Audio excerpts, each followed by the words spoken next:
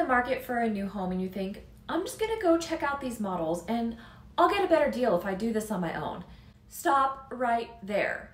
Buying a new construction home involves various contracts and negotiations. If you are shopping for a new construction home, it's definitely to your advantage to have your own realtor representation. And in today's video, I'm going to share with you a real life scenario on a new home deal I just negotiated for my clients with one of the large national home builders, and why it was definitely to our clients' advantage to have our team representing their interests. Hi everyone, it's Lauren Stark with Elite Realty.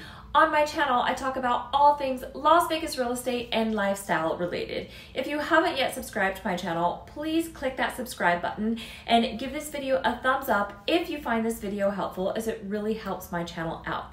And now let's just jump right into it. The home my clients were interested in was the model home in a very sought after guard-gated luxury community. As soon as the listing went live in the MLS, the showings were through the roof and multiple offers were expected. My clients really wanted this property, especially as it was being sold turnkey, fully furnished, and you know just how gorgeous the models are appointed. Just so that you are aware, buyer representation on a new home is no cost to you, as the builder pays the commission. So why wouldn't you want representation and someone representing your interests? The price does not change whether or not you have a realtor. In order to make an offer on this particular home, this builder required an in-house, non-refundable binding offer form be filled out. This technically required the buyers to give a non-refundable deposit of 5% just to hold the home, which on a several million-dollar home was significant. This was not something my buyers were comfortable with, to leave a non-refundable deposit on a home without an actual contract, and I told them, don't worry about it, I will handle it for you. They were out of town anyway, so it's not like they could physically leave a check. Knowing that this home would get a lot of traction, I advised that they offer full list price, but also included some terms in the additional term section of the builder's forms. I knew the builder would appreciate the fact that I included verbiage stating that the furnishings would be conveyed in as-is condition, so I added that. But I also added several terms to protect my buyer's interests, such as asking for a 1-year warranty on the pool and the spa, a 7-day contingency on home inspection, and requested that the seller install garage epoxy flooring, as that item was noted in the MLS listing, but there were no epoxy floors in the actual home. Now, it definitely helped that the buyers were cash, and we received an acceptance from the builder later that afternoon. The sales agents informed me that they had multiple offers and actually joked that people were barging in the sales office with their swords ablazing, upset that they weren't the ones to win this home, if you will. Now, this is where it gets interesting and where the negotiations started. Once we received that email, a bunch of emails went out immediately containing the actual contract, copy of the soils report, the CC&Rs for both Summerlin and the community, public offering statement, a model home endorsement that was specific to this property as it was the model, and wire instructions for that non-refundable deposit.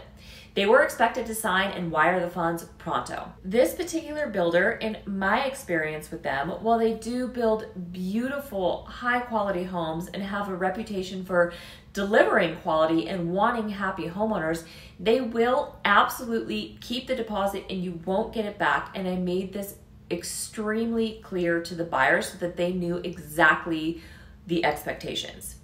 So when the contract was sent out for e-sign, the buyers had legitimate concerns on a few items. Firstly, the contract that was sent out contained a special model home endorsement form that was basically a sold as is for everything, and the contract failed to include the 1-year pool and spa warranty that was agreed to, as well as installation of the epoxy flooring in the garage. The other concern the buyers had was they really wanted to ensure they received a structural home warranty. You see, On one particular home site in this neighborhood that my buyers had expressed interest in, there was an additional disclosure included by the builder regarding the soil and movement in the soils. Now, I did verify with the sales agent that this disclosure was only applicable on this one particular home site in the development, not the model home or any other home in the neighborhood for that matter. However, this concerned the buyers and they wanted the builder to provide, in writing, a structural warranty. At this point, we had only done a virtual showing as they were familiar with the neighborhood and the floor plans, but given this disclosure on the other home site, they wanted to come into town and view the home in person prior to sending in any non-refundable money and signing a purchase agreement.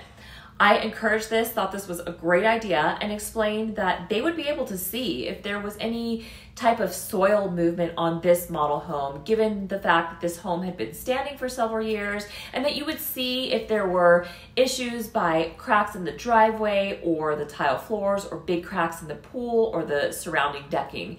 However, they wanted an answer on the structural warranty prior to committing to coming in on short notice. Otherwise, it would have been a moot point and the builder could move on to buyer B since there were multiple buyers.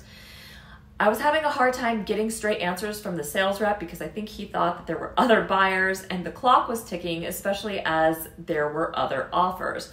Seeing as I am a get it done type of agent, rather than waiting, I decided we needed to expedite and I called the sales manager to hash out the terms and condition as he was the one who accepted their initial offer.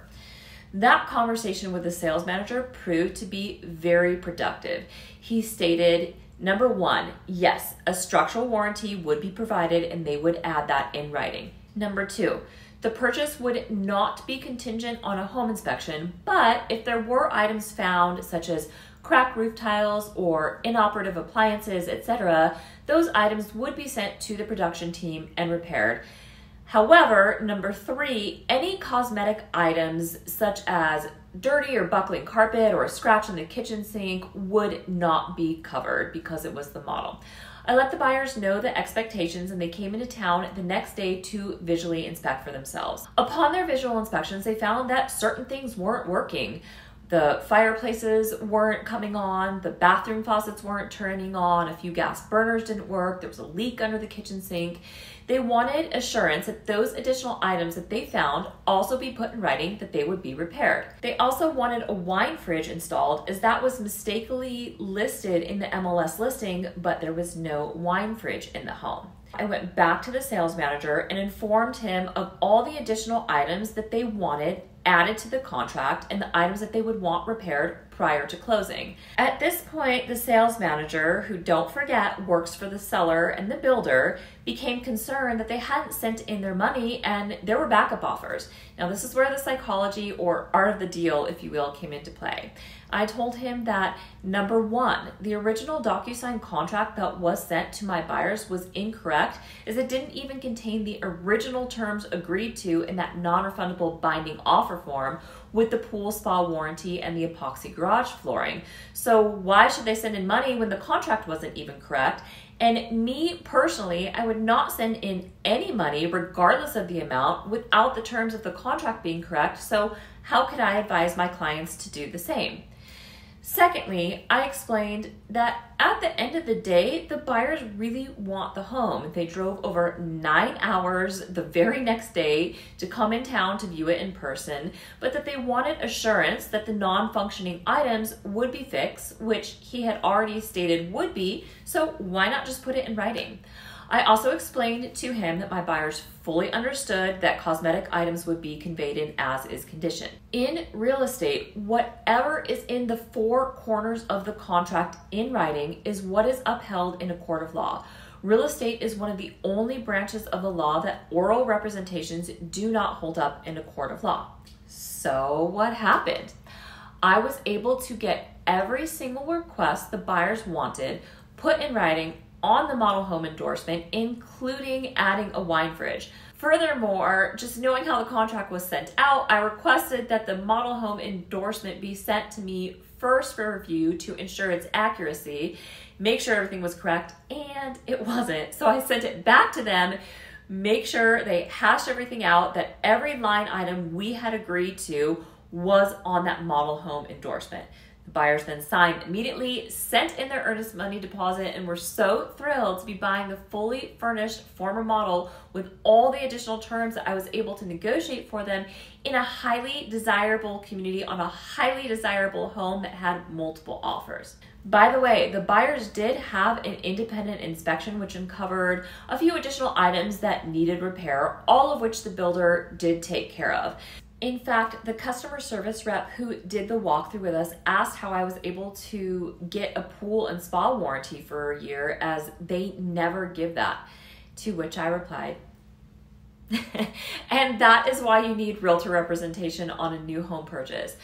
I was able to negotiate for our buyers a 1-year pool and spa warranty, brand new epoxy floors be installed in the garage, a wine fridge be installed, assurance that a structural warranty would convey commencing from time of closing, not time of home completion, which was several years prior, and all items fixed. Plus, I made sure this was all done prior to the buyer sending in a non-refundable deposit, and they got a turnkey, fully furnished model home. There's a lot that goes on behind the scenes that you don't often see, or you may not see on the reality television shows. Oftentimes, it's not all about price, but it's more about the terms, massaging the deal, and communication. It's more than just opening doors and getting to show gorgeous homes. It is definitely to your advantage to have an experienced agent representing you on a new home purchase. And the best part for you is that it doesn't cost anything for you, as the builder pays us. So why wouldn't you hire an agent to help you navigate the process and represent your interests? And here's what the home buyers had to say. So if you are shopping for a new home in Las Vegas or Henderson, let's schedule a call to chat. There are a lot of great builder incentives out there right now, from interest rate buy downs to design center credits to attractive interest rate loan lock deals. And who knows, with me representing your side, I may be able to negotiate a little bit more than what is being offered. All my contact information can be found in the description box below. Well, I hope you found this video informative. As always, thank you so much for watching. Don't forget to like, subscribe, and I will see you all on the next video. Bye for now.